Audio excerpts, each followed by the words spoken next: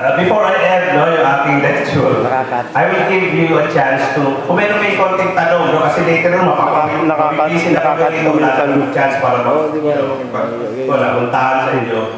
So, may mga questions, no?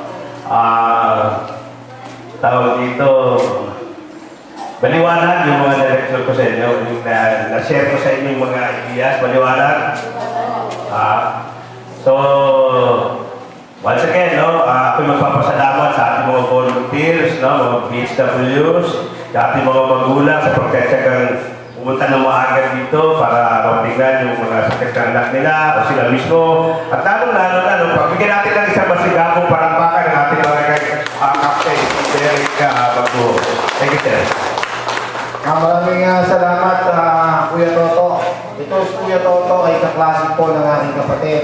Palakpakan po muna natin ang ating napakapait na doktor. Ang sineservisyon po niya ay hindi lamang Quezon, kundi buong Pilipinas. Kaya pang senador ang dating yan kung sakasakali. Ano po? Ang nabanggit po ninyo, Dok, yun po nga pagtatanim ng halaman, marami po dito naman sa amin ay may mga tanim din ng halaman. Yun nga naman po ay di yung siling labuyo. Kaya kung marami yung bata dito, dahil yun daw ay nakakapagdagdag anghang sa buhay. Ano po? Ang akin pong susunod na ipapakilala, kaya hindi po iba sa akin. Kita nyo, medyo lamang lang ng isa't kalahating paligo sa inyong kapitan. Yan po ay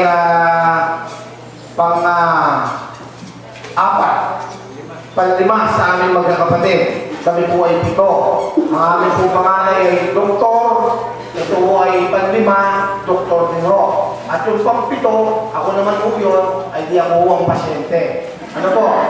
Kaya akin po pinakikilala ang lamang-laan po sa akin ng isa't kalahating paligo ang aking pong kapatid, si Dr. Oli Magbuhos.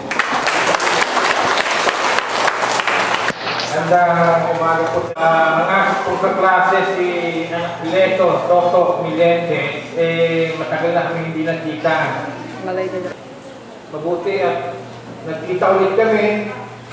Tinawagan ko yung aking kapatid kasi siya, sa pagkaalam ko, lumilikot talaga sa buong Pilipinas.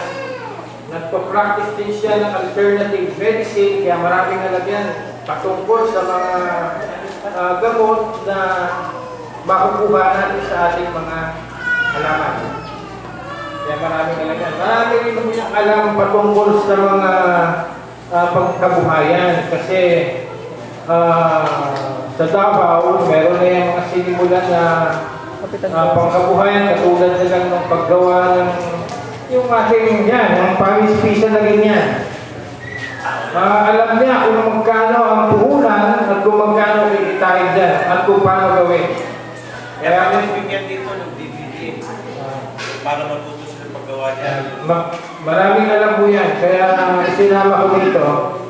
At para ako naman nung bilang doktor, tutulong sa kanya sa pag-ikot din. Pero ang sabi ko sa kanya, unahin ko muna ang taga-Quezon bago ako pumunta sa ibang lugar. Ayun ang kasunduan namin. Maraming salamat po sa pagdating ninyo at siguro mag-uumpisa na tayo.